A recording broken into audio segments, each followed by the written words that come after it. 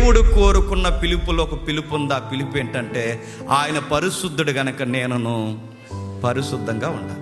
సత్యంలోకి రాకముందు, రక్షణలోకి రాకముందు ఎలా ఉండేవాళ్ళం? అదో రకంగా మాట్లాడతాం. మాటకు ముందు బూతు, మాట తర్వాత బూతు, డబుల్ మీనింగ్ డైలాగులు, ఎక్స్ట్రాలు, కామెడీలు, చెత్త చెదారం, మాటలో ఒక పద్ధతి ఉండదు. అదో రకమైన ఇంక అనకూడదు, ఇంకా ఏవేవో ఉంటాయి. ఇవన్నీ ఎప్పుడు ఉంటాయి చెప్పండి? రక్షణలోకి రాకముందు ఉంటాయి. రక్షణలోకి వచ్చిన తర్వాత మాట్లాడే విధానం మారుతుంది. రక్షణలోకి వచ్చిన తర్వాత ఆలోచించే విధానం మారుతుంది. రక్షణలోకి వచ్చిన తర్వాత ప్రవర్తించే విధానం మారుతుంది. ఇప్పుడు నేను అడుగుతున్నాను, ఎలా మారుతుంది? ఇప్పుడు రక్షణలోకి వచ్చిన వారందరికీ చర్చిలో ఏదన్నా ఇప్పుడు పరిశుద్ధంగా ఉండాలని జామర్ ఉందంటారా? ఇక్కడికి వచ్చిన తర్వాత అప్పటి వరకు ఒకలా మాట్లాడిన మనం ఇక్కడికి వచ్చిన వెంటనే మన మాట మారిపోద్దా? ఏం మారదు, బాగోదని మాట్లాడడం అంతే. ఇక్కడ అదోలా బయట ఆలోచిస్తాం, ఎక్కడ ఆలోచిస్తాం, అరే వద్దురా బాబు దేవుని సన్నిధి ఏమైపోతామని భయంతో ఆగిపోతాం. బయట అదోలా ప్రవర్తిస్తాం, ఇక్కడ ఎందుకు ప్రవర్తిస్తాం? బాగోదు, ఎందుకంటే అందరూ నెమ్మలంగా ఉన్నారు, ఇక్కడ చక్కగా కూర్చున్నారు, ఇలా ముసుగులు వేసుకున్నారు, మీరు చేతులు కట్టుకున్నారు.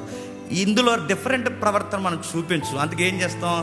అలా ఉంటాం, జాగ్రత్తగా అలా ఉంటాం. ఇప్పుడు అదోలా మాట్లాడే మాట వచ్చేస్తే మారిపోద్దా?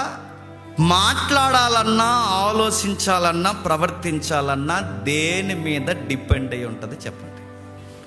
ఎవడో అన్నాడట, ఎందుకు అలా మాట్లాడుతున్నావు అంటే, ఇక్కడ ఏమనిపించిందో ఇక్కడ అదే మాట్లాడతాను, ఇక్కడ ఏమనిపించిందో ఇక్కడ అదే చేస్తాను, ఇక్కడ ఏమనిపించిందో అదే ప్రవర్తిస్తాను. ఇప్పుడు చెప్పండి, ఎలా మాట్లాడాలన్నా, ఎలా ఆలోచించాలన్నా, ఎలా ప్రవర్తించాలన్నా దాని యొక్క ఇంపాక్ట్ ఎక్కడుంది చెప్పండి?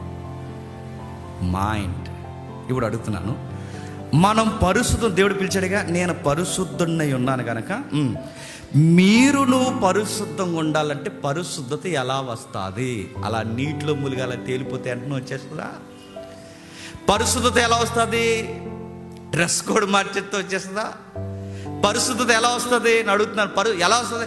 నీ మైండ్ సెట్ మారాలి. ఇప్పుడు మళ్ళీ క్వశ్చన్ అడుగుతున్నాను, మైండ్ సెట్ ఎలా మారుతుంది? మన ఆలోచన విధానం, మన మాట్లాడే విధానం, మన ప్రవర్తన మారాలి అంటే ముందు మన యొక్క మెదడు మారాలి. మారాలంటే ఎలా మారుతుంది? ఒక ఉదాహరణ చెప్తాను. మనం ఎక్కువగా ఏదైతే వింటామో అదే ఆలోచిస్తాం. మనం ఎక్కువగా ఏదైతే చూస్తామో అదే ప్రవర్తించాలని చూస్తాం. మనం ఎక్కువగా ఏదైతే చూస్తామో, వింటామో, ఎక్కువ ఎక్కడైతే గడుపుతామో ఎగ్జాక్ట్ దాని బిహేవియర్ అలా ఉంటుంది. ఉదాహరణ చెప్తాను చూడండి. మారక ముందు సినిమాలకు వెళ్ళేవాళ్ళం కదండి. సినిమా 3 గంటలు అయిపోయి వచ్చిన తర్వాత అచ్చు ఆడికిలా మాట్లాడుతుంటాం. మీరు గమనించారా? అలా మాట్లాడుతుంటాం, అలా నడుపుతుంటాం, అలా జేబులో శైలి ఎలా పెట్టుకుంటుంటాం, ఇలా ముందు పొంగిపోతుంటాం. మరి ఇప్పటివరకు బాగున్నాం, ఇలాగైపోయారంటే ఇప్పుడు ఆ 3 గంటల ప్రభావం ఎందు మీద పనిచేస్తుంది చెప్పండి?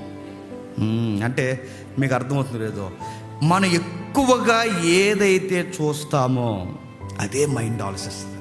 మనం ఎక్కువగా ఏదైతే వింటామో అదే మైండ్ ఆలోచిస్తుంది. మనం ఎక్కువగా ఎక్కడైతే గడుపుతామో అదే మన మైండ్ కూడా ప్రవర్తిస్తుంది. ఇప్పుడు చెప్పండి, పరిశుద్ధత రావాలి అంటే ముందు మాట మారాలి, పరిశుద్ధత రావాలి అంటే ముందు ఆలోచన మారాలి, పరిశుద్ధత రావాలంటే ప్రవర్తన మారాలి. ఈ 3 మారాలంటే ముందేది మారాలి? నీ మైండ్ మారాలి. నీ మైండ్ మారాలంటే నువ్వు 24 అవర్స్ దేనితో స్పెండ్ చేస్తున్నావో, నీ స్నేహితులందరూ చెత్త మైండ్ సెట్ ఉన్నవాళ్ళు, వాళ్ళ మాటలు, వాళ్ళ చూపులు, వాళ్ళ ప్రవర్తన రకరకాలుగా ఉంటే, నువ్వు 24 అవర్స్ వాళ్ళ మధ్య నువ్వు ఉంటే, నువ్వు ఇంటికొని వచ్చిన తర్వాత నీ మైండ్ ఏమన్నా పరిశుద్ధంగా ఆలోచిస్తుంది అనుకుంటున్నావా? ఎప్పటి వరకు నువ్వు ఏదైతే గడిపావో అదే ఆలోచిస్తుంది. నువ్వు మొబైల్ వాడుతున్నావు, సోషల్ మీడియాలో, మళ్ళీ అడుగుతున్నాను, నువ్వు సోషల్ మీడియాలో ఎక్కువగా ఏది వింటున్నావో, ఏది చూస్తున్నావో అదే నీ మీద ప్రభావం ఉంటుంది. ఇది వాస్తవం. ఇది మీరు సైకలాజికల్ నిపుణులను కూడా మీరు అడగండి. పర్సనాలిటీ డెవలప్మెంట్ క్లాసులు చెప్తున్న వారిని అడగండి, మీరు ఎవరినైనా అడగండి, మనం ఎక్కువ ఏదైతే గడుపుతామో అదే మనకు అలవాటు అయిపోతుంది. నీకు అర్థమైపోతుంది అది మంచి కంటెంట్ కాదు, చూడకు, ఇది మంచి కంటెంట్ కాదు, వినకు, ఇలా మంచిగా ఉండకు. నేను ఎప్పుడు దేవుడు కోరుకున్న పరిశుద్ధతలోకి వస్తానంటే నా మైండ్ మారాలి. నా మైండ్ ఎప్పుడు మారుతుంది?